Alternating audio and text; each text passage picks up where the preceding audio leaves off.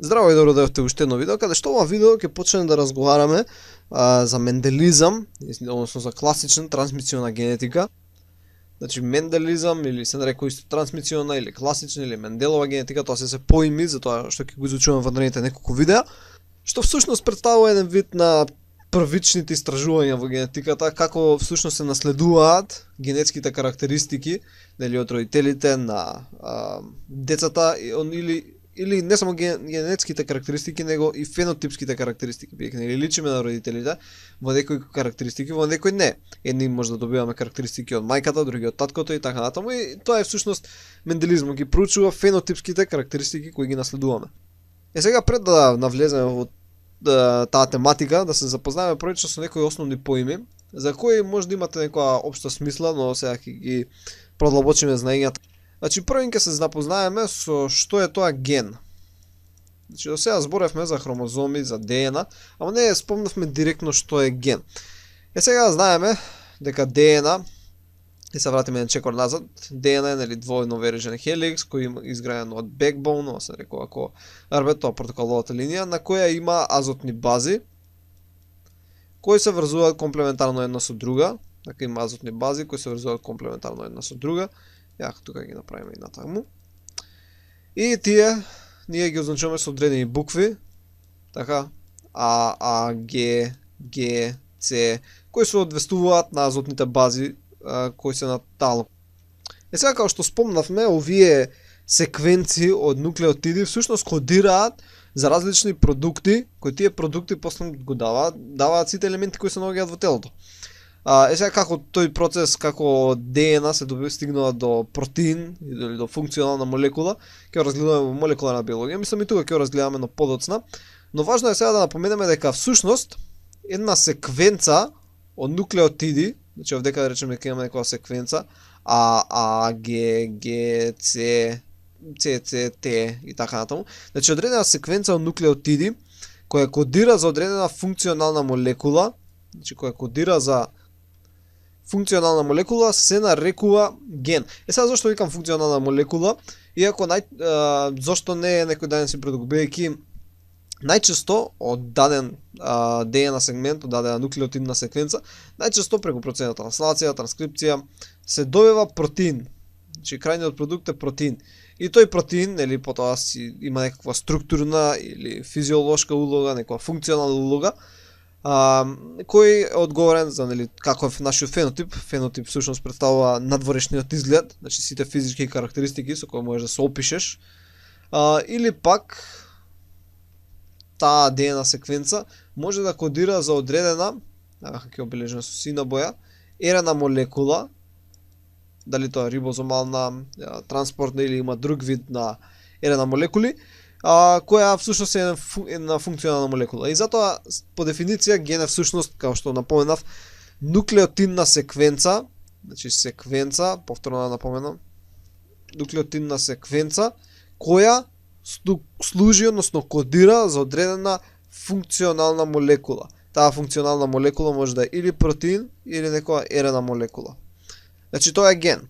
Сега ДНА, овдека како што знаеме, нели како што иде се намотува, се организира, така се организира со тек на време и гради хроматида, односно хромозом.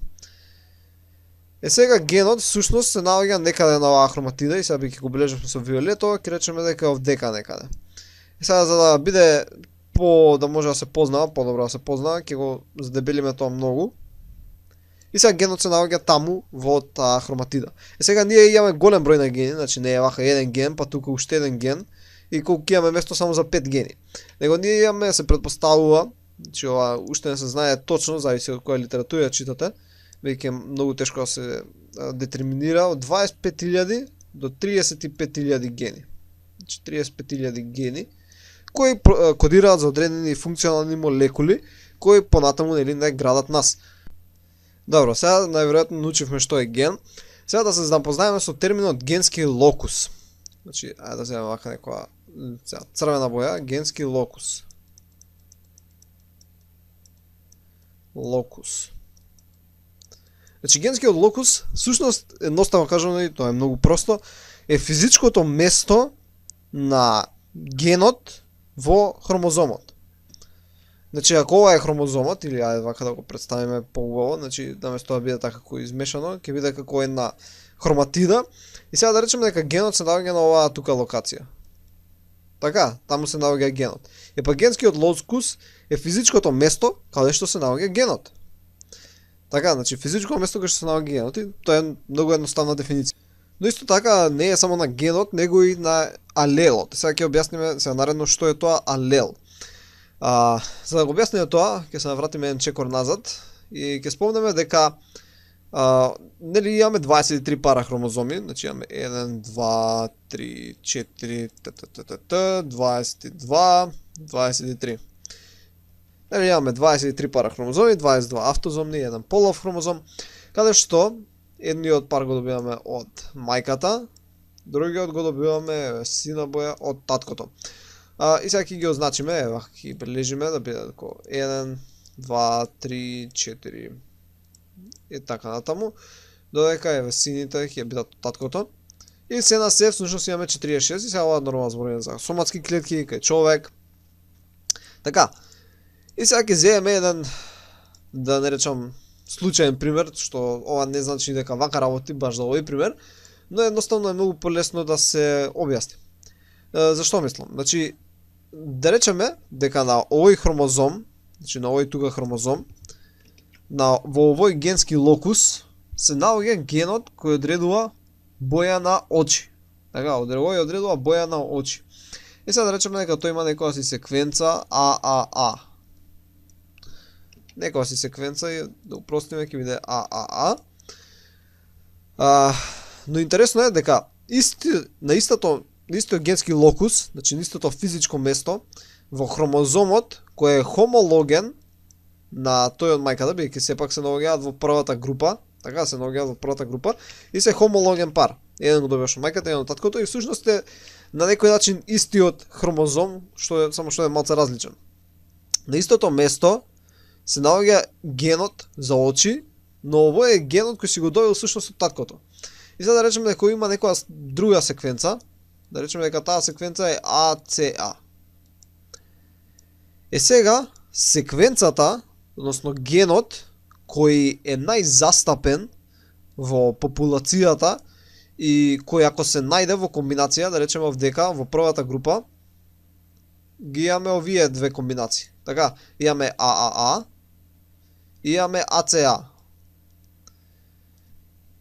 И всушност можеме да се реферираме дека ова е генот, а дека ова е неговата алелна форма.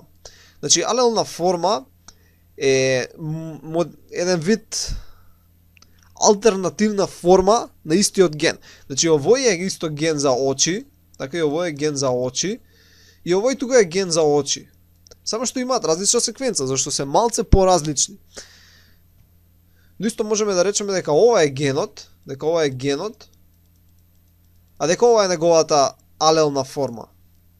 Тоа и двата се гена, но имаат алели и секојаш алелата се наоѓа на истиот генски локус, значи на истата локација, дека нели како што бележевме, само на хомологната хроматида, односно хомологниот хромозом. Не знам дали се објасни убаво, но најверојатно ќе ви се разјасни кога што продолжувам. И сега да речеме дека оваа ААА секвенца кодира за, односно ако има таа секвенца, таа кодира за некој протеин кој дава кафена боја на очи. Така, да речеме дека оваа АЦА кодира за некој протеин кој дава сина боја на очи. Е сега, кафената боја, ако се најде во комбинација со сината боја, вкупниот продукт ќе биде кафена боја. Зошто? Зошто кафената боја е доминантна. Значи, доминантна кога е некој ген, значи некој алел, да речеме дека имаме два алела. Така, имаме овој и го имаме овој. И кога ќе се најдат овие комбинација, кафената секогаш победува на некој начин. Така да она е доминантна и доминантниот ген го бележиме секогаш со голема буква.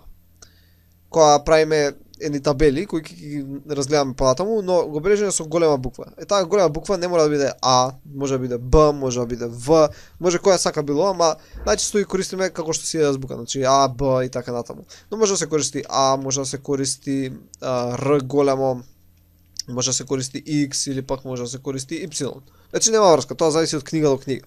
Но доминантната, таа која ако се најде во комбинација со некоја друга која е рецесивна, сега ќе го спомнам што е тоа рецесивна, секогаш преодладува, значи таа е доминантна и ја бележиме со голема буква. Сега рецесивна е рецесивен алел е всушност мутираната, у наводници мутираната форма на тој ген. Значи овдека имавме некој ген, така, например, во тој даден генски локус, кај мајката, кој кодираше за даден протеин, кој даваше одредена боја на очи. И одека го имаме истиот, но како што може да видиме, малце е различна секвенцата. Управиот е АА, овдека е АЦА. Значи има некаква мутација во вториот нуклеотид, наместо А е ставено С. И обично, најчесто, кога ќе се направи ваква мутација, тој ген станува рецесивен. Значи тој ген станува рецесивен, односно која е во комбинација со доминантен ген не се изразува, значи тој не прави протеин. Не прави протеин кога е во комбинација со доминантен, само доминантниот си прави протеин. Сега има случаи каде што и тој прави, па се добива нешто измеѓу кафена и сина, значи ќе се добива нешто измеѓу помеѓу кафена и сина, но тоа се веќе случаи за кои ќе збориме понатаму. Значи, кој ќе се најде рецесивниот во комбинација со доминантен не се изразува. И рецесивниот го бележиме со мала буква, значи може да биде мало А, може да биде мало Б, X, сега некој може да каже како ако имаме X, ќе имаме голем и мал, едноставно ќе имаш голем X и мал X. Тоа е. Или пак големо Р ќе биде за доминантен, а мало Р ќе биде за рецесивен. Сега некој ќе ми каже, па добро, има и луѓе кои имаат сини очи, како тогаш како сината дали е рецесивна, зошто тогаш има и луѓе кои имаат сини очи?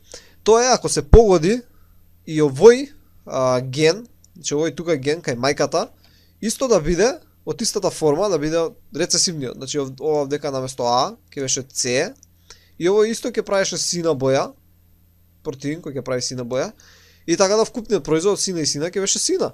Едноставно го нема тука доминантниот ген. И ова би било RR, например малички РР, или пак АА мали. Значи добро, сега малце да се навратиме, као што рековме, таа што е доминантна, ако се најде во комбинација со рецесивна, секогаш се изразува, односно тоа што знаеме дека е доминантна, иначе тоа си е само ген. Доминантниот исто често се нарекува и див тип, или пак се нарекува немутиран. Значи див тип или немутиран, тој е кој најчесто се наоѓа во популацијата. Значи ако имаме една популација, најголем дел имаат кафени очи, бејќи тој како се најде во комбинација со друг ген, се наследува доминантно. Односно се изразува доминантно и ќе видиме понатаму како се наследува. Ако имаме една популација каде што сите луѓе имаат сини очи, да речеме сите имаат рецесивен АА, и секоја наредна комбинација, како и да ја добиваш и од мајка до татко, секогаш ќе добиваш рецесивниот, така сите луѓе ќе продолжуваат да имаат сини очи. Но ќе разгледаме различни комбинации и како всушност се пренесуваат една генерација на втора генерација на трета генерација. Но добро, тоа ќе го видиме во наредните видеа. Значи доминантен е див, односно немутиран, а рецесивен е мутиран и најчесто прави некој различен протеин кој не е активен и ако се најде во комбинација со доминантниот не се експресира. Но тоа не е секогаш случај, например оваа мутација што се јави овдека, каде го бележиме со црвена боја, овдека нели е С, наместо да биде А. Така, некогаш таа мутација може да го направи овој што викавме дека е рецесивен да биде подоминантен од дивиот тип. Но веќе тоа се некои да не речам екстремни случаи, ама нема навлегуваме во толку детали. Сега кога даден организам има например да речеме во овој случај, например овој дека е доминантен, ќе обележиме со големо А, а овој дека е рецесивен, ќе обележиме со мало А, овој организам е хетерозиготен. Додека ако беше АА, значи двата гена беа од доминантниот тип, значи двата беа АА овдека например, во овој даден случај, нормална секвенција не се тие, ова се само примери, но ако двата беа например доминантен или пак двата беа рецесивен, тогашка овој организам ќе се нарекуваше хомозиготен. Сега постои нешто што се нарекува хемизиготен, тоа е всушност се случува кај 23-тиот пар. Например, овдека имаме X, така овдека имаме X, а од кај машкото имаме Y. Сега, значи да го направиме вака како Y. Така, сега ако имаме некој ген, така да го бележам со бела боја, кој се наоѓа овдека, тој дел всушност го не постои на Y хромозомот. Така да ќе имаме само една варијација, значи само еден ген ќе имаме за дадената карактеристика. Нема да имаме негов алел. Значи ќе нема, ќе го има само на едниот крак, например кај женското, ќе го нема кај машкото, бидејќи тој дел од хромозомот не постои, не е сосема хомологен. Например, овие се хомологни. Така, овие се хомологни, имаат прилично иста должина, исти карактеристики, или кога зборевме за кариотип, кариограм, но кај половиот, кај машките единки, кај XY, дали машкото има XY, например, ако има некој ген кој се наоѓа например на овој крак, тој ќе го нема кај машкото, едноставно зашто го нема тој крак. Така, го нема тој крак. И тие организми, каде што освен дали овој случај, така освен овој случај, се јавува на некое си друго место, например тука има некој ген кој го нема значи алел на хомологниот хромозом од кај таткото или пак од кај маката, тие организми се нарекуваат хемизиготи. Добро, и како да направиме една сумација за крај на видеото, ген, значи беше ДНК секвенца која кодира некој продукт, односно протеин или функционална РНА молекула, односно функционална молекула, која даде обредена карактеристика на молекуларно или повисоко ниво, значи која одредува фенотипот. Алел е алтернативна форма на даден ген. Локус е специфично положено на алелите во хромозомот, односно физичкото место на каде што се наоѓа даден ген, односно даден алел во хромозомот. Генотипот не спомнавме, но всушност тоа представува збир на алелите кои се од интерес за определена генска анализа. Фенотип е видливата или мерливата манифестација на генотипот. Тоа е всушност физичкиот изглед на индивидуата. Така, физичкиот изглед, сите надворешни карактеристики кои може да ги забележите, например сини очи, не знам, плава коса, не знам, нозите се такви, рацете се такви, толку е високи и така натаму. Значи, бојата, кожата, сите надворешни физички карактеристики кои можете да ги забележите, тоа е всушност фенотипот. Хетерозигот, кога постојат две различни алели кои се наоѓаат на даден локус кај хомологните хромозоми, нели како што рековме АА, и хомозигот ако има АА мало или АА големо. Каде што има две исти алели, така например две диви или две рецесивни алели во даден локус. Тоа е хомозигот. Добро, тоа беше се за ова видео. Се надам дека научивте нешто ново и ќе се видиме во наредното видео. Дојдување.